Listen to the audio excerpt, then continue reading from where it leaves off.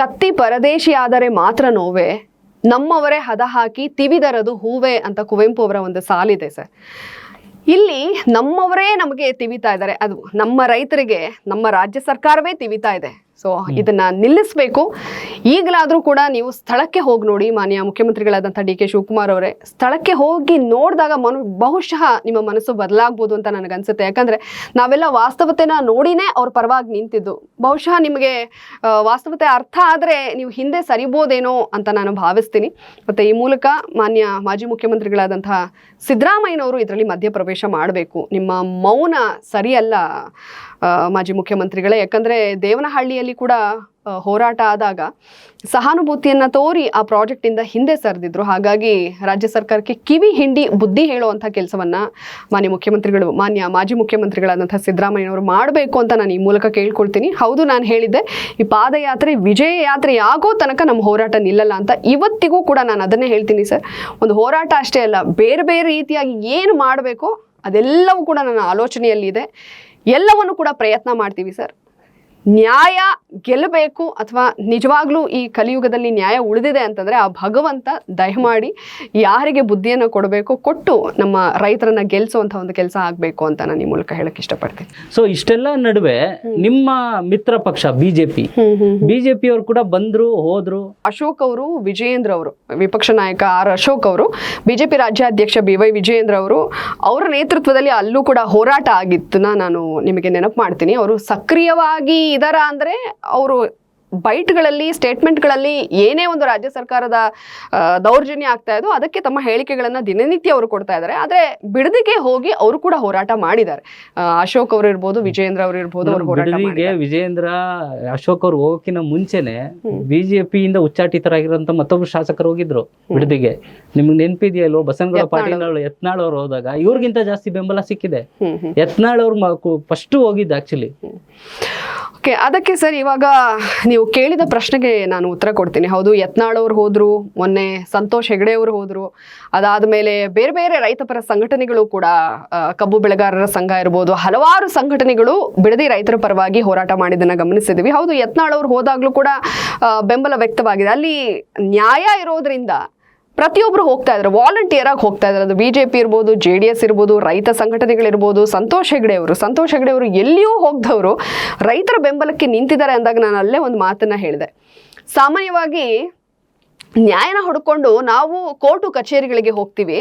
ಇಲ್ಲಿ ನ್ಯಾಯದ ರೂಪದಲ್ಲಿರುವಂತಹ ಸಂತೋಷ್ ಹೆಗಡೆ ಅವರೇ ರೈತರನ್ನು ಹುಡ್ಕೊಂಡು ಇಲ್ಲಿಗೆ ಬರ್ತಾರೆ ಅಂತಂದ್ರೆ ರೈತರ ಹೋರಾಟ ಅಂದ್ರೆ ನಮ್ಮ ಹೋರಾಟ ನ್ಯಾಯಸಮ್ಮತವಾಗಿದೆ ಅಂತ ಹೇಳಿ ಪ್ರಾಮಾಣಿಕರು ಅನೇಕರು ಬಿಡದಿ ರೈತರ ಪರವಾಗಿ ನಿಂತಿದ್ದಾರೆ. ಅದರಲ್ಲಿ BJP ಕೂಡ ನಿಂತಿದೆ. ಮುಂದಿನ ದಿವಸಗಳಲ್ಲಿ ಅವರು ಕೂಡ ಹೋರಾಟದ ರೂಪುರೇಷೆಯಲ್ಲಿ ಇದ್ದಾರೆ ಅಂತ ನಾನು ಭಾವಿಸ್ತೀನಿ. ಒಂದು, ಇದಕ್ಕೆ ಈಗ ನೀವು ಬಿಡದಿ ಹೋರಾಟ ಅಥವಾ ಪಕ್ಷದ ಒಳಗಡೆ ಇರುವಂತಹ ವಿಚಾರಧಾರೆಗಳನ್ನ ಎರಡನ್ನೂ ಕೂಡ ನಾವು ಕಂಪೇರ್ ಮಾಡಲೇಬೇಕಾಗುತ್ತೆ. ಯಾಕಂದ್ರೆ ಅಲ್ಲಿ ಎಲ್ಲೋ ಒಂದು ಸ್ವಲ್ಪ ಏರಿಳಿತಗಳಿದ್ದಾಗ ಅದು ಇದ್ರ ಮೇಲೂ ಕೂಡ ಕಾನ್ಸಂಟ್ರೇಟ್ ಮಾಡೋದಕ್ಕೆ ಸ್ವಲ್ಪ ಸಮಯ ತಗೊಳ್ತು ಅಂತ ನಾನು ಭಾವಿಸ್ತೀನಿ. ಹಾಗಾಗಿ ನೀವು ಕೇಳಿದಕ್ಕೆ ನಾನು ಹೇಳ್ತೀನಿ, BJPಯ ವಿಚಾರ, ನಾನು NDA ಭಾಗ ಆಗಿರೋದ್ರಿಂದ ಈ ವಿಚಾರವನ್ನು ನಿಮ್ಮ ಮುಂದೆ ಇಡೋದಕ್ಕೆ ಇಷ್ಟಪಡ್ತೀನಿ. ಈಗ ಎಲ್ಲವೂ ಕೂಡ ಸರಿಯಾಗಿದೆ, ಮೇಲ್ನೋಟಕ್ಕೆ ಎಲ್ಲ ಚೆನ್ನಾಗಿ ಹೋಗ್ತಾ ಇದೆ. BJPಯಲ್ಲಿ ಈಗ ಅವರು ಒಗ್ಗಟ್ಟಿನ ಮಂತ್ರನ ಜಪಿಸ್ತಾ ಇದ್ದಾರೆ. ಸಣ್ಣ ಪುಟ್ಟ ಏರಿಳಿತಗಳೇನಿತ್ತು ಎಲ್ಲವೂ ಕೂಡ ಸರಿಪಡಿಸ್ಕೊಂಡಿದ್ದಾರೆ. ನಾನು NDA ಒಂದು ಭಾಗವಾಗಿ ಹೇಳೋದೇನೆಂದರೆ, BY ವಿಜಯೇಂದ್ರ ಅವರನ್ನ ರಾಜ್ಯಾಧ್ಯಕ್ಷರಾಗಿ ನೇಮಕ ಮಾಡುತ್ತಾರೆ ನರೇಂದ್ರ ಮೋದಿ ಅವರು ಮತ್ತು ಅಮಿತ್ ಶಾ ಅವರು, BJPಯ ಹೈಕಮಾಂಡ್. ಸೊ ಆ ವಿಚಾರದಲ್ಲೇ ಎಲ್ರಿಗೂ ಕೂಡ ಒಂದು ಮುನಿಸು ಅಥವಾ ಒಳಜಗಳಗಳು, ಅಸಮಾಧಾನ ಇದ್ದರೆ ಒಂದು ನಾನು ಹೇಳಬಲ್ಲೆ ಸರ್, ಈಗ BJP ಹೈಕಮಾಂಡ್ಗೆ ವಿಜಯೇಂದ್ರ ಅವ್ರ ಮೇಲೇನೋ ವೈಯಕ್ತಿಕವಾದಂಥ ಪ್ರೀತಿ ಆಗಲಿ ವಿಶ್ವಾಸ ಆಗಲಿ ಏನೂ ಇಲ್ಲ. ಅದೇನಿದ್ರು ಪ್ಯೂರ್ಲಿ ರಾಜ್ಯದಲ್ಲಿ ಕಮಲ ಅರಳಬೇಕು, ಅದೊಂದೇ ಒಂದು ಅಜೆಂಡಾ ಇಟ್ಕೊಂಡು ಅವ್ರು ಮಾಡಿರ್ತಾರೆ. ಯಾಕಂದರೆ ದಕ್ಷಿಣ ಭಾರತದಲ್ಲಿ ಕಮಲ ಅರಳಿಸಿದ್ದು ಮಾಜಿ ಮುಖ್ಯಮಂತ್ರಿಗಳಾದಂಥ ಯಡಿಯೂರಪ್ಪನವರು. 112 ಸೀಟನ್ನು ತಂದು ಕೂರಿಸಿದ್ದು ಯಡಿಯೂರಪ್ಪನವರ ಹೋರಾಟ. ಯಡಿಯೂರಪ್ಪನವರು, ಅನಂತಕುಮಾರ್ ಅವರು ಸೈಕಲ್ ಹೊಡೆದು ಪಕ್ಷನ ಕಟ್ಟಿ ಬೆಳೆಸಿರ್ತಾರೆ. ಅದು ಪ್ರತಿಯೊಬ್ಬರಿಗೂ ಕೂಡ ಗೊತ್ತಿರುವಂಥ ವಿಚಾರ. ಸೊ ಯಡಿಯೂರಪ್ಪನವರಾದ್ಮೇಲೆ ವಿಜಯೇಂದ್ರ ಅವರ ಹೆಸರು ಮುನ್ನೆಲೆಗೆ ಬಂದಾಗ ಅದು ಕುಟುಂಬ ರಾಜಕಾರಣ ಆಗತ್ತೆ ಅನ್ನೋ ಕಾರಣಕ್ಕೆ ಸಾಕಷ್ಟು ಅಪಸ್ವರಗಳು ಎದ್ದಿದ್ದು ಇದೆ. ಈಗ ನೀವು ಗಮನಿಸ್ಬೋದು, ಯಡಿಯೂರಪ್ಪನವರ ನಂತರ ದಿಢೀರ್ ಅಂತ ಹೇಳಿ ವಿಜಯೇಂದ್ರ ಅವ್ರನ್ನ ರಾಜ್ಯಾಧ್ಯಕ್ಷ ಸ್ಥಾನಕ್ಕೆ ತಂದೇನು ಕೂರಿಸ್ಲಿಲ್ಲ. ಇಲ್ಲ ಆಯ್ತು ನೋಡಿ, ಮೊನ್ನೆ ಈಗ ಮುಖ್ಯಮಂತ್ರಿಗಳ ಗಾದಿಯಿಂದ ಸಿದ್ದರಾಮಯ್ಯನವರು ಇಳಿಸಿದ ತಕ್ಷಣ ಅವರ ಮಗ ಯತೀಂದ್ರ ಸಿದ್ದರಾಮಯ್ಯನವರು ಮಂತ್ರಿ ಮಾಡ್ತಾರೆ. ಆದರೆ BJPಯಲ್ಲಿ ಹಂಗಾಯ್ತಾ? ಖಂಡಿತ ಹಂಗಾಗ್ಲಿಲ್ಲ. ಯಡಿಯೂರಪ್ಪನವ್ರನ್ನ ಇಳಿಸಿದ ಮೇಲೆ ನಾವು ಮಾಧ್ಯಮಗಳಲ್ಲೇ ಸಾಕಷ್ಟು ವಿಶ್ಲೇಷಣೆಗಳಾಗ್ತಾ ಇತ್ತು. ವಿಜಯೇಂದ್ರ ಅವ್ರನ್ನ ಮಂತ್ರಿ ಮಾಡ್ಬಿಡ್ತಾರೆ, ಹಾಗೆ ಮಾಡ್ಬಿಡ್ತಾರೆ. ಅದ್ಯಾವುದು ಕೂಡ ಆಗ್ಲಿಲ್ಲ. ಒಂದು ಶಿಕಾರಿಪುರದ ಟಿಕೆಟ್ ಕೊಡೋದಕ್ಕೂ ಕೂಡ ಎಷ್ಟೆಲ್ಲ ಎಳೆದಾಟ, ಹಗ್ಗ ಜಗ್ಗಾಟ ಆಯ್ತು ಅನ್ನೋದನ್ನ ನಾವು ಗಮನಿಸಿದ್ವಿ. ಯಡಿಯೂರಪ್ಪನವರ ನಂತರ ಬಸವರಾಜ ಬೊಮ್ಮಾಯಿ ಅವ್ರನ್ನ CM ಗಾದಿ ಕೂರಿಸಿದ್ರು. ಅದು ಎಲ್ಲೋ ಒಂದು ಕಡೆ ಅಷ್ಟರ ಮಟ್ಟಿಗೆ ಎಫೆಕ್ಟಿವ್ ಅಂತ ಅನ್ನಿಸ್ಲಿಲ್ಲ. ಅಂದ ಮೇಲೆ ಏನು ಅವರ ಪಕ್ಷದಲ್ಲೇ ವಿಜಯೇಂದ್ರ ಅವರ ಹೆಸರು ಚಾಲ್ತಿಯಾಗಿ ಬರುತ್ತೆ. ಯಾಕಂದ್ರೆ ಆ ಸಂದರ್ಭದಲ್ಲಿ KR ಪೇಟೆ, ಶಿರಾ ಎರಡನ್ನ ಕೂಡ ಬೈ ಎಲೆಕ್ಷನ್ ಅನ್ನ ಗೆಲ್ಸ್ಕೊಂಡು ಬಂದಿರ್ತಾರೆ ವಿಜಯೇಂದ್ರ ಅವರ ಒಂದು ನಾಯಕತ್ವದಲ್ಲಿ. ಅದು ದೊಡ್ಡ ಮಟ್ಟಿನ ಸುದ್ದಿ ಆಗುತ್ತೆ. ಯಾಕಂದ್ರೆ ದಶಕಗಳ ನಂತರ KR ಪೇಟೆಯಲ್ಲಿ ಕಮಲ ಅರಳಿದ್ದು. ಅದರ ಸಂಪೂರ್ಣ ಕ್ರೆಡಿಟ್ ಅನ್ನ ವಿಜಯೇಂದ್ರ ಅವರಿಗೆ ಅವರ ಪಕ್ಷನೂ ಕೊಡುತ್ತೆ, ಪಕ್ಷದ ನಾಯಕರು ಕೊಡ್ತಾರೆ. ಅದಾದ್ಮೇಲೆ ಮಾಸ್ಕಿಯಲ್ಲಿ ಉತ್ತರ ಕರ್ನಾಟಕದ ನಾಯಕರು ಅಲ್ಲಿಗೆ ಬರಬೇಕು, ವಿಜಯೇಂದ್ರ ಅವರು ಅವರ ಒಂದು ನೇತೃತ್ವದಲ್ಲಿ ಎಲೆಕ್ಷನ್ ಆಗಬೇಕು ಅಂತ ಹೇಳಿ ಕರೆಯುವ ಮಟ್ಟಿಗೆ ಅವರು ವೈಯಕ್ತಿಕ ವರ್ಚಸ್ಸನ್ನ ಡೆವಲಪ್ ಮಾಡ್ತಾ ಹೋಗ್ತಾರೆ. ಏನು ಯಡಿಯೂರಪ್ಪನವರ ಶಾಡೋ ಇಂದ ಹೊರಗಡೆ ಬಂದು ಅವರು ವೈಯಕ್ತಿಕ ವರ್ಚಸ್ಸನ್ನ ಡೆವಲಪ್ ಮಾಡ್ಕೋತಾ ಹೋಗ್ತಾರೆ. ಅದಾದ್ಮೇಲೆ ಅವ್ರ ಪಕ್ಷದಲ್ಲೇ ಶ್ರೀರಾಮುಲು ಅವರು ವಿಜಯೇಂದ್ರ ಅವ್ರನ್ನ ಅಭಿಮನ್ಯು, ಅರ್ಜುನ ಹಾಗೆ ಹೀಗೆ ಅಂತ ಕರೆಯೋಕೆ ಶುರು ಮಾಡ್ತಾರೆ. ಅಂದ್ರೆ ಸೊ ಹಾಗಾಗಿ ನಾನು ಏನ್ ಹೇಳಕ್ ಹೊರಟೆ ಅಂದ್ರೆ ಇಲ್ಲಿ ಯಾವುದೇ ಒಂದು ವೈಯಕ್ತಿಕ ಅಲ್ಲ. ಅವ್ರನ್ನ ಈಗ ಒಂದು ರಾಜಕಾರಣ ಅಂತ ಬಂದಾಗ ಜಾತಿ ಧರ್ಮ ಅದರ ಹೊರತುಪಡಿಸಿ ಖಂಡಿತ ನಾವು ಮಾತಾಡೋಕ್ಕಾಗಲ್ಲ. ಯಾಕಂದ್ರೆ ನಮಗದು ಇಷ್ಟ ಇಲ್ಲ ಅಂದ್ರೂ ನಮ್ಮ ರಾಜಕೀಯ ನಿಂತಿರೋದೇ ಅದ್ರ ಮೇಲೆ. ವಿಜಯೇಂದ್ರ ಅವರಿಗೆ ಯಡಿಯೂರಪ್ಪನವರ ಒಂದು ಆಶೀರ್ವಾದ ಇದೆ, ಒಂದು ದೊಡ್ಡ ಸಮುದಾಯ ಇದೆ. ಅದ್ರ ಜೊತೆಗೆ ಒಂದು ವೈಯಕ್ತಿಕ ವರ್ಚಸ್ಸನ್ನು ಅವರು ಬಿಲ್ಡ್ ಮಾಡ್ಕೋತಾ ಹೋಗ್ತಿರ್ತಾರೆ. ಪಕ್ಷದ ನಾಯಕರಿಂದಲೇ ಆ ಗುಣಗಾನ ಬಂದಾಗ ಒಂದು ನೋಡೋಣ ಟ್ರಯಲ್ ಅಂತ ಹೇಳಿ ಹೈಕಮಾಂಡ್ ನಾಯಕರು ನೇಮಕ ಮಾಡಿರೋದು. ಸೊ ಕಮಲ ಅರಳಬೇಕು, ನಮ್ಮ ಪಕ್ಷ ಅಧಿಕಾರಕ್ಕೆ ಬರಬೇಕು, ಒಳ್ಳೆ ಆಡಳಿತ ಕೊಡಬೇಕು ಅನ್ನೋದೇ ಮೇನ್ ಅಜೆಂಡಾ BJPಯ ಹೈಕಮಾಂಡ್. ಅದನ್ನ ನೀವು ಪಕ್ಕದ ರಾಜ್ಯಗಳಲ್ಲೂ ಕೂಡ ಗಮನಿಸಬಹುದು. ಇತ್ತೀಚೆಗೆ ಪಶ್ಚಿಮ ಬಂಗಾಳದಲ್ಲಿ TMCನ ಅವರು ಹೊಸಕ ಹಾಕಿ ಸಯೋನಿ ಘೋಷ್ ಅವರನ್ನೇ ಅವರು ಕಮಲಕ್ಕೆ ಎಳ್ಕೋತಾರೆ ಅಂದಾಗ ಅದು ಮಾರಲಿ ಅಥವಾ ಎಥಿಕಲಿ ಬೇರೆ ಡಿಬೇಟ್. ಅದನ್ನ ಹೊರತುಪಡಿಸಾಗಿ ಅಂಥವ್ರನ್ನೇ ಅವರು ಪಕ್ಷಕ್ಕೆ ಸೇರ್ಪಡೆ ಮಾಡ್ಕೊಳ್ತಾರೆ ಅಂತಂದ್ರೆ ಮೇನ್ ಅಜೆಂಡಾ ಅವರ ಸ್ಟ್ರಾಟರ್ಜಿ ಬಂದು ಕಮಲವನ್ನ ಅರಳಿಸೋದು, ನಮ್ಮ ಪಕ್ಷ ಅಧಿಕಾರಕ್ಕೆ ಬರಬೇಕು ಅನ್ನೋದು. ಈಗ ಯಾಕೆ ವಿಜಯೇಂದ್ರನೇ ಬೇರೆ ನಾಯಕರು ಇಲ್ವಾ ಅಂತಂದ್ರೆ BJPಯಲ್ಲಿ ಖಂಡಿತ ಪ್ರಬುದ್ಧರಿದ್ದಾರೆ, ವಾಗ್ಮಿಗಳಿದ್ದಾರೆ, ಅವರವರ ಪ್ರದೇಶದಲ್ಲಿ ಬಹಳ ಒಂದು ಹಿಡಿತವನ್ನ ಸಾಧಿಸಿರೋರು, ಡೆವಲಪ್ ಆಗಿರೋರು ಇದ್ದಾರೆ.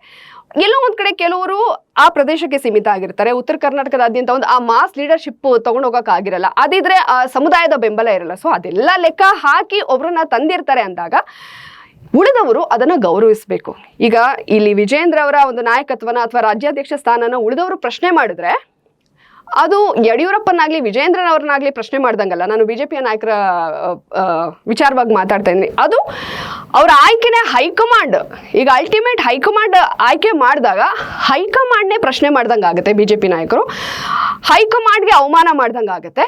ಸೊ ಅವರಿಗೆ ಗೌರವ ಸೂಚಿಸದೇ ಇರೋ ರೀತಿ ಆಗುತ್ತೆ. ಸೊ ಹಾಗಾಗಿ ಏನೇ ಮಾಡಿದ್ರು BJPಯಲ್ಲಿ ಒಂದು ಹೈಕಮಾಂಡ್ ಒಂದು ಆದೇಶ ಇಲ್ಲದೆ ಏನೂ ಕೂಡ ನಡೆಯೋದಿಲ್ಲ. ಹಾಗಾಗಿ ಇದನ್ನ ಮನಗಂಡು ಎಲ್ಲರೂ ಕೂಡ ಒಗ್ಗಟ್ಟಾಗಿ ಹೋದ್ರೆ 2028ರಲ್ಲಿ ಈ ಭ್ರಷ್ಟ ದಬ್ಬಾಳಿಕೆಯನ್ನು ತೋರ್ತಾ ಇರುವಂತಹ ಈ ಸರ್ವಾಧಿಕಾರಿ ಕಾಂಗ್ರೆಸ್ನ ರಾಜ್ಯದಿಂದ ಕಿತ್ತೊಗೆದು ನಾವು ಅಧಿಕಾರಕ್ಕೆ ಬರಬೇಕು. ಹಾಗಾಗಿ ಒಗ್ಗಟ್ಟಿನ ಮಂತ್ರವನ್ನ ಅವರು ಜಪಿಸ್ತಾ ಇದ್ದಾರೆ, ಅದರಲ್ಲೇ ಮುಂದುವರ್ಕೊಂಡು ಹೋಗ್ತಾರೆ. ಅದನ್ನೆಲ್ಲ ಬದಿಗೊಟ್ಟಿ ಇವಾಗೇನು ಪ್ರಸ್ತುತ ಸಮಸ್ಯೆಗಳಿದೆ, ಬಿಡದಿ ಹೋರಾಟ ಇರ್ಬೋದು ಅಥವಾ ರಾಜ್ಯ ಸರ್ಕಾರ ದಿನಕ್ಕೊಂದು ದೌರ್ಜನ್ಯವನ್ನ ಎಸಗ್ತಾನೆ ಇದೆ. ಅಲ್ಲಿ ನಮ್ಮ GKVK ಹತ್ರ ಸ್ಟೂಡೆಂಟ್ಸ್ ಪ್ರೊಟೆಸ್ಟ್ ಮಾಡ್ತಾ ಇದ್ದಾರೆ. ನೀವು ಗಮನಿಸಬಹುದು. ಇನ್ನು ಸಾರಿಗೆ ಇಲಾಖೆ ಅಂತ ಬಂದಾಗ ಎಲೆಕ್ಟ್ರಿಕ್ ಬಸ್ಗಳನ್ನ 4,000+ ಬಸ್ಗಳನ್ನ ಕೇಂದ್ರ ಸರ್ಕಾರದ ಯೋಜನೆಯಡಿ ಕೊಟ್ಟರು ಕೂಡ ಇದನ್ನ ಬೇಡ, ಅದನ್ನ ನಿರ್ವಹಣೆ ಮಾಡಕ್ ನಮಗಾಗಲ್ಲ, ವಾಪಸ್ ಕಳಿಸಿ ಅಂತ ಇದ್ದಾರೆ. ಹಿಂಗೆ ಸಾಕಷ್ಟು ಸಮಸ್ಯೆಗಳಿದೆ ಸರ್. ಪ್ರತಿಯೊಂದು ಸಮಸ್ಯೆಯನ್ನ ಎತ್ತಿ ಹಿಡಿದು ಮುಂದಿನ ದಿವಸಗಳಲ್ಲಿ ಒಗ್ಗಟ್ಟಾಗಿ ಹೋರಾಟ ಮಾಡ್ಕೊಂಡು ಹೋಗ್ತೀವಿ. Yes ma'am. ದೇವೇಗೌಡರು ಸತ್ಯಾಗ್ರಹಕ್ಕೆ ಬರ್ತೀನಿ ಅಂತ ಹೇಳಿದ್ದೆ ಒಂದು ದೊಡ್ಡ ಸ್ಟೇಟ್ಮೆಂಟ್ ಇಡೀ ರಾಜ್ಯದಲ್ಲಿ. ಆದ್ರೆ ನಾನು ಬಿಡದಿ ರೈತರ ಅಲ್ಲಿ ಅವ್ರನ್ನ ಜೊತೆ ನಾನು ಡಿಸ್ಕಸ್ ಮಾಡಿದಾಗ ಸುಮಾರು ಜನ ಏನು 10-15 ಎಕರೆ ಇರುವಂತ ಜಮೀನ್ದಾರರಲ್ಲ, ಎಲ್ಲವೂ ಕಡಿಮೆ ಅಂದ್ರೆ 1 ಎಕರೆ 2 ಎಕರೆ 3 ಎಕರೆ ಇದ್ದಾರೆ. ಅವರು ಅವ್ರ ಮಕ್ಕಳ ಭವಿಷ್ಯವನ್ನ ನೋಡ್ತಾ ಇದ್ದಾರೆ. ಈ ಬಿಡದಿ ಭೂಮಿಯಿಂದ ಅವ್ರ ಮಕ್ಕಳ ಭವಿಷ್ಯ ಅಂತ ಅವರ ಪರಿಸ್ಥಿತಿ ಹೇಗಿದೆ ಅಂತ ಈಗ ನೀವು ಮಾತಾಡಿಸ್ದಾಗೆ. ಹೌದು, ನೀವು ಹೇಳ್ದಾಗೆ ಎಕರೆಗಟ್ಲೆ ಜಮೀನ್ ಇರೋರು ಅಲ್ಲಿ ಕಡಿಮೆ ಸರ್. ಬರೀ ಗುಂಟೆಗಳನ್ನ ಇಟ್ಕೊಂಡಿರೋರು ಇದ್ದಾರೆ. ಅವ್ರನ್ನ ಹತ್ತಿರದಿಂದ ಮಾತಾಡಿಸಿದಾಗ ಅವ್ರು ಅದೇ ಹೇಳೋದು, ಮೇಡಮ್ ಇದನ್ನ ಮಾರಿದ್ರೆ 20 ಲಕ್ಷನೋ 30 ಲಕ್ಷ ಬರುತ್ತೆ, ಇದರಿಂದ ನಮ್ಗೇನಾದ್ರೂ ಬೆಂಗಳೂರಲ್ಲಿ ಮನೆ ತಗೊಳಕ್ಕಾಗತ್ತಾ? ಖಂಡಿತ ಇಲ್ಲ. ಇಲ್ಲಿ ಕಾಸ್ಟ್ ಆಫ್ ಲಿವಿಂಗ್ ಜಾಸ್ತಿ, ಅವರು ಈ ಒಂದು ಕಾಸ್ಟ್ ಆಫ್ ಲಿವಿಂಗ್ ಜಾಸ್ತಿ ಇರೋ ಈ ಬೆಂಗಳೂರಿನಂಥ ನಗರ ಪ್ರದೇಶದಲ್ಲಿ ವಾಸ ಮಾಡೋಕ್ಕೆ ಸಾಧ್ಯ ಆಗುತ್ತಾ? ಖಂಡಿತ ಇಲ್ಲ. ಇನ್ನೊಂದು ಏನಂದರೆ,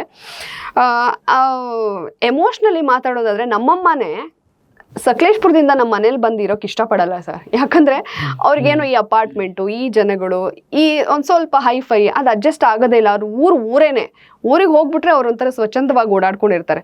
ಸೊ ಹುಟ್ಟಿ ಬೆಳೆದು ತಾತ ಮುತ್ತಾತನ ಕಾಲದಿಂದ ಅಲ್ಲಿದ್ದು ಬೆಂಗಳೂರಿಗೆ ಬಂದಬೇಕು ಅಂದರೆ ಅವ್ರು ಡಿಪ್ರೆಷನ್ಗೆ ಹೋಗ್ಬಿಡ್ತಾರೆ. ಇಲ್ಲಿ ಜನನ ಎಲ್ಲರೂ ಬ್ಯುಸಿ ಲೈಫು.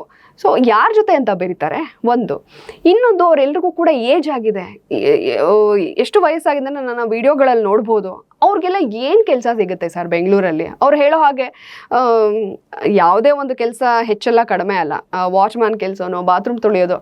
ಅವರು ಒಂದು ಜಮೀನಲ್ಲಿ ಒಂದು ಪುಟ್ಟ ಮನೇನ ಕಟ್ಕೊಂಡು ರಾಜನ್ ಥರ ಬದುಕಿರೋರು ಇಲ್ಲಿಗೆ ಬಂದು ಡಿಪ್ರೆಷನ್ನಿಗೆ ಹೋಗಿ ಅವ್ರಿಗೆ ಆಗದೇ ಇರೋ ಕೆಲಸಗಳನ್ನ ಮಾಡಿ ಅವ್ರ ಆರೋಗ್ಯ ಹಾಳು ಮಾಡ್ಕೊಂಡು ಜೀವನನ ಎಂಡ್ ಮಾಡ್ಕೊಳ್ಬೇಕಾ ಹೇಳಿ? ಎಷ್ಟೇ ಕೋಟಿ ಕೊಟ್ಟರು ಆ ಬದುಕನ್ನು ಕೊಡೋದಕ್ಕೆ ಸಾಧ್ಯ 100% ತುಂಬಾ ಕಷ್ಟ ಇದೆ. ಕೋಟ್ಯಾಂತರ ರೂಪಾಯಿ ಎಷ್ಟು ದಿನ ಉಳಿಯುತ್ತೆ? ಅದೇ ಈಗ ರೈತರ ಮನಸ್ಸಲ್ಲಿ ಇರುವಂತ ಹೌದು. ಅದಕ್ಕೋಸ್ಕರನೇ ಅವರು ಪಟ್ಟು ಹಿಡಿದು ಕೂತಿದ್ದಾರೆ. ಅಲ್ಲಿ ಸತ್ಯ ಇದೆ, ವಾಸ್ತವತೆನ ನಾವು ನೀವೆಲ್ಲರೂ ಕಣ್ಣಾರೆ ನೋಡಿದ್ದೀವಿ. ಅವ್ರ ಹೋರಾಟದಲ್ಲಿ ನ್ಯಾಯ ಇದೆ, ಎಲ್ಲಕ್ಕಿಂತ ಹೆಚ್ಚಾಗಿ ಒಂದು ಎಮೋಷನ್ ಇದೆ.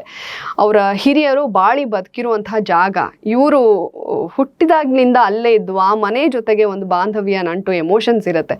ಸೊ ಇಷ್ಟೆಲ್ಲ ಹೇಳ್ತಾರಲ್ಲ ಈ ನಾಯಕರುಗಳಿಗೆ ನಾನು ಪ್ರಶ್ನೆ ಮಾಡ್ತೀನಿ, ನೀವು ಬಾಳಿ ಬದುಕಿದ ಮನೇನ ಬಿಟ್ಕೊಡಿ ಅಂತಂದ್ರೆ ಅವ್ರು ಬಿಟ್ಕೊಟ್ಬಿಡ್ತಾರೆ. ಕೋಟಿ ಕೊಟ್ಟರು ಬಿಟ್ಕೊಟ್ಬಿಡ್ತಾರೆ ಸರ್.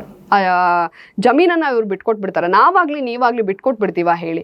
ಇವತ್ತು ನಾವು ವಾಸ ಮಾಡುವಂಥ ಮನೆ ನಾಳೆ ನಮ್ದಲ್ಲ ಅಂತ ಅಂದಾಗ ನಮಗೆ ನಿದ್ದೆ ಬರುತ್ತಾ ಹೇಳಿ? ಆ 500 ದಿವಸಗಳಿಂದ ಅವ್ರ ಆರೋಗ್ಯ ಏನಾಗಿರ್ಬೇಡ, ಬಿಸಿಲಲ್ಲಿ ಕುತ್ಕೊಂಡು ಹೋರಾಟ ಮಾಡ್ತಾರಲ್ಲ, ಮನೆ ಕೆಲಸ, ಜಮೀನಿನ ಕೆಲಸ ಎಲ್ಲ ಬಿಟ್ಟು ಹೋರಾಟ ಮಾಡ್ತಾ ಇರ್ತಾರೆ. ಅವ್ರಿಗೆ ಒಂದು ಪೀಸ್ ಆಫ್ ಮೈಂಡ್ ಅನ್ನೋದೇ ಇಲ್ಲ. ಪೀಸ್ ಆಫ್ ಮೈಂಡ್ ಇಲ್ದಿದ್ದಾಗ ಅವ್ರ ಆರೋಗ್ಯ ಎಷ್ಟು ಮಟ್ಟಿಗೆ ಬಿಗಡಾಯಿಸಿರ್ಬೇಡ, ಅದೆಲ್ಲವನ್ನು ಕೂಡ ಯೋಚನೆ ಮಾಡಬೇಕು. ನಾವು ಪಾದಯಾತ್ರೆ ಸಂದರ್ಭದಲ್ಲಿ ಒಂದು ಮನೆಗೆ ಹೋದ್ವಿ. ಆ ತಾಯಿ, ಆ ಮನೆ ಅಂತೂ ಅರಮನೆ ಇದ್ದಾಗಿದೆ ನೋಡಿ. ಅಲ್ಲಿ ಯಾವ ಮಟ್ಟಿಗೆ ಒಂದು ಹಸನಾದ ಬದುಕು ಅವ್ರದ್ದಾಗಿದೆ ಅಂತಂದರೆ, ಆ ಬೆಳೆಯಲ್ಲಿ ಬೆಳೆದಿದ್ದಂಥ ದುಡ್ಡನ್ನೆಲ್ಲ ಉಳಿಸಿ ಅರಮನೆ ಅಂತ ಮನೆಗಳನ್ನ ಕಟ್ಕೊಂಡಿದ್ದಾರೆ. ಬಹಳ ಒಳ್ಳೆ ಜೀವನವನ್ನ ನಡೆಸ್ತಾ ಇದ್ದಾರೆ. ನಮ್ಗೆಲ್ಲರಿಗೂ ಒಳ್ಳೆ ಊಟ ಹಾಕಿದ್ರು. ಆ ತಾಯಿ ಊಟ ಹಾಕಿದ್ಮೇಲೆ ಊಟ ಮಾಡೋದಕ್ಕೂ ಕೂಡ ತುತ್ತು ಗಂಟ್ಲಲ್ಲಿ ಇಳಿಯಲ್ಲ ಸರ್. ನೆಕ್ಸ್ಟ್ ಏನಾಗುತ್ತೋ, ಯಾರು ಬರ್ತಾರೋ, ಯಾರು ನಮ್ಮನ್ನ ಜಮೀನು ಕಿತ್ಕೊಂಡು ಬೀದಿ ಪಾಲ್ ಮಾಡ್ತಾರೋ ಅಂತ. ನಮಗೆಲ್ಲ ಊಟ ಹಾಕಿ ಆ ತಾಯಿ ಕಣ್ಣೀರು ಹಾಕ್ತಾ ಇದ್ರು. ಯಾಕಮ್ಮ ಅಂದರೆ, ನೋಡಬ್ಬ ಮನೆ ಕಟ್ಟಿ 1 ವರ್ಷ ಆಗಿದೆ, ಇಷ್ಟು ಚೆನ್ನಾಗಿರೋ ಮನೆಯನ್ನೆಲ್ಲ ಕೆಡುತ್ತಾರೆ, ಅಥವಾ ನಾವು ಇಲ್ಲಿಂದ ಹೋಗಬೇಕು ಅಂತಂದರೆ ಹೆಂಗಮ್ಮ ಆಗುತ್ತೆ ಅಂತ ಹೇಳಿ ಅಳ್ತಾ ಇದ್ರು. ನಾನು ನೋಡ್ತಾ ಇರ್ತೀನಿ, 1 ತಿಂಗಳು ಗ್ಯಾಪ್ ಬಿಟ್ಟು ಹೋದಾಗ ಅವ್ರ ಮುಖಗಳೆಲ್ಲ ಬರ್ತಾ ಬರ್ತಾ ಹೆಂಗೆ ಸೊರಗಿ ಹೋಗ್ತಾ ಇದೆ ಅಂದರೆ ಅವರ ಆರೋಗ್ಯ ಮೇಲೆ ಅದು ವ್ಯತಿರಿಕ್ತ ಪರಿಣಾಮ ಬೀರ್ತಾ ಇದೆ. ಓವರ್ ಆಲ್ ಆಗಿ ಅವರ ನಿದ್ದೆ, ದಿನನಿತ್ಯದ ದಿನಚರಿ ಪ್ರತಿಯೊಂದನ್ನು ಕೂಡ ಈ ರಾಜ್ಯ ಸರ್ಕಾರ ಕಸ್ದುಕೊಂಡಿದೆ ಸರ್. ಮೇಡಮ್, ಬಿಡದಿಯಲ್ಲಿ ರೈತರು ಈಗ ದಿನೇ ದಿನೇ ಈಗ ಹಿಂಸಾ ರೂಪಕ್ಕೆ ತಳ್ಕೊಂಡಿದೆ ಸರ್ಕಾರಿ ಅಧಿಕಾರಿಗಳ ಮೇಲೆ. ಇದು ಇನ್ನೂ ಒಂಥರ ಹಿಂಸಾ ರೂಪ, ಪ್ರತಿಯೊಂದು ರೂಪ ತಗೊಳ್ತಾ ಇರೋದು. ಎಲ್ಲೋ ಒಂದ್ ಕಡೆ ಕಾಂಗ್ರೆಸ್ ಮತ್ತೆ ಅದು ಅವ್ರನ್ನ ಹಿಡಿತಕ್ಕೆ ತಗೊಳ್ಳೋಂತ ಪ್ರಯತ್ನ ಆಗ್ತಿಲ್ವಾ? ರೈತರನ್ನ ಇಬ್ಬಾಗ ಮಾಡ್ತಾ ಇಲ್ವಾ ಅಂತ? ರೈತರನ್ನ ಇಬ್ಬಾಗ ರಾಜ್ಯ ಸರ್ಕಾರ ಮಾಡ್ತಾ ಇದೆ. ಅದೇ ಇರೋದು ಸರ್ ಅವ್ರ ಹತ್ರ ಇರೋದು. ಏನಂದ್ರೆ ನ್ಯಾಯಸಮ್ಮತವಾಗಿ ಯಾವುದನ್ನು ಕೂಡ ರಾಜ್ಯ ಸರ್ಕಾರ ಮಾಡ್ತಾ ಇಲ್ಲ. ಭೂಸ್ವಾಧೀನ ಕಾಯ್ದೆಯ ನಿಯಮಗಳನ್ನ ಗಾಳಿಗೆ ತೂರಿ ಇವರು ಮುಂದಡಿ ಹೆಜ್ಜೆ ಇಟ್ಟಿದ್ದೆ ಅದೇ ಅನ್ಯಾಯ. ಸೊ ಅದಾದ್ಮೇಲೆ ಏನು ಒಳಗಡೆಯಿಂದ ಈ ಚಿಲ್ಲರೆ ರಾಜಕಾರಣನ ಕೆಲವು ನಾಯಕರುಗಳು ಮಾಡ್ತಾ ಇದ್ದಾರೆ.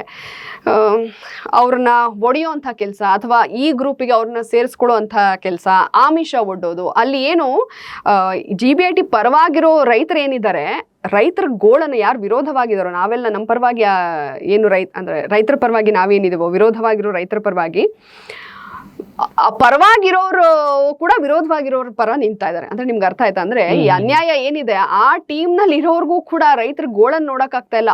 ಇವ್ರಿಗೆ ಮಾರಲ್ ಸಪೋರ್ಟ್ ಮಾಡ್ತಾ ಇದಾರೆ, ಫಿನಾನ್ಷಿಯಲ್ ಸಪೋರ್ಟ್ ಮಾಡ್ತಾ ಇದ್ದಾರೆ. ಅಲ್ಲಿ ಹೋರಾಟ ಏನ್ ನಡೀತಾ ಇದೆ, ಅಲ್ಲೊಂದು ಬಾರ್ ಇಟ್ಕೊಂಡಿದ್ದಾರೆ. ಅವರು ದಿನ ಅವರ ಗೋಳಾಟನ ನೋಡ್ಬಿಟ್ಟು ಇಲ್ಲ ಅವ್ರು ಒಂದ್ ವೇಳೆ ಕೊಡಕ್ ರೆಡಿ ಇದ್ರು ಕೂಡ ಇವ್ರ ಪರ ನಿಂತಿದ್ದಾರೆ. ಅವ್ರ ಮೇಲೆ ಹೋಗಿ ದೌರ್ಜನ್ಯ ದಬ್ಬಾಳಿಕೆ ಮಾಡೋದು, ನಿನ್ನ ಬಾರ್ ಲೈಸೆನ್ಸ್ ಕ್ಲೋಸ್ ಮಾಡಿಸ್ಬಿಡ್ತೀವಿ, ನಿನ್ನ ಬಾರ್ನ ಇದು ಮಾಡ್ತೀವಿ ಅಂದರೆ ಬಹಳ ದೌರ್ಜನ್ಯ ಆಗ್ತಾ ಇದೆ.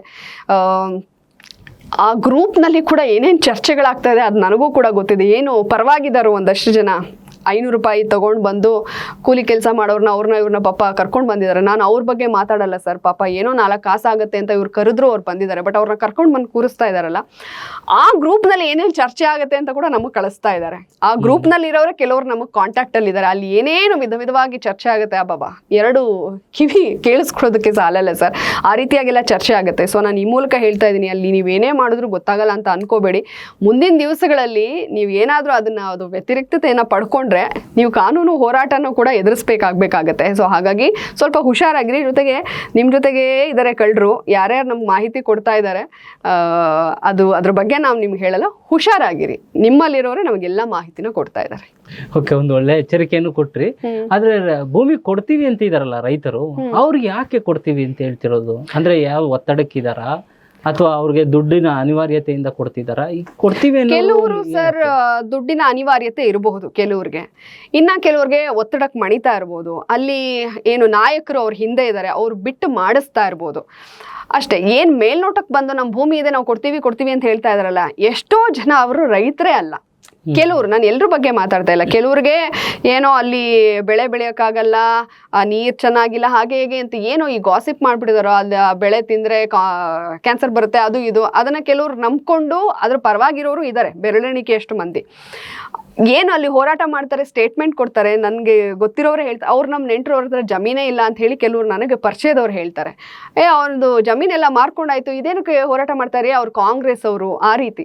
ಸೊ ಹಾಗಾಗಿ ಇದು ಕಾಂಗ್ರೆಸ್ನ ಕೃಪಾಪೋಷಿತ ನಾಟಕ ಮಂಡಳಿ ವಿನಃ ಅಲ್ಲಿ ಸತ್ಯ ಅನ್ನೋದು ಕಡಿಮೆ ಇದೆ. ಬೆರಳೆಣಿಕೆಯಷ್ಟು ಜನ ಇರಬಹುದು, ಅವ್ರಿಗೆ ಏನೋ ಅನಿವಾರ್ಯನೋ ಅದಕ್ಕೋಸ್ಕರ ಕೆಲವರು ಆ ಕಡೆ ಇರ್ಬೋದು. ಆದರೆ ಇನ್ನು ಉಳಿದವರೆಲ್ಲ ಡ್ರಾಮಾ ಕಂಪ್ನಿಯವರೇ ಸರ್. ನೀವು ಪಾದಯಾತ್ರೆಗೆ ಹೋದಾಗ ವಿಜಯ ಯಾತ್ರೆ ಮಾಡೋದಕ್ಕೆ ನಾವು ಇಲ್ಲಿಗೆ ಬರ್ತೀವಿ ಅಂತ ಹೇಳಿದ್ರಿ. ಸೊ ಅದೇ ರೀತಿ ಬಿಡದಿ ರೈತರ ಹೋರಾಟದ ಅಸಲಿ ರೈತರಾಗಿದ್ದಾರೆ, ಅವರ ಹೋರಾಟಕ್ಕೆ ಜಯ ಸಿಗ್ಲಿ. ಮತ್ತೆ JDS ಪಕ್ಷದ ಕಾರ್ಯಕರ್ತರಾಗ್ಲಿ, ನೀವು ಆಗ್ಲಿ, ಪ್ರತಿಯೊಬ್ರು ಕೂಡ ಅಲ್ಲಿ ಸಪೋರ್ಟ್ ಆಗಿ ನಿಂತಿದ್ದೀರಾ.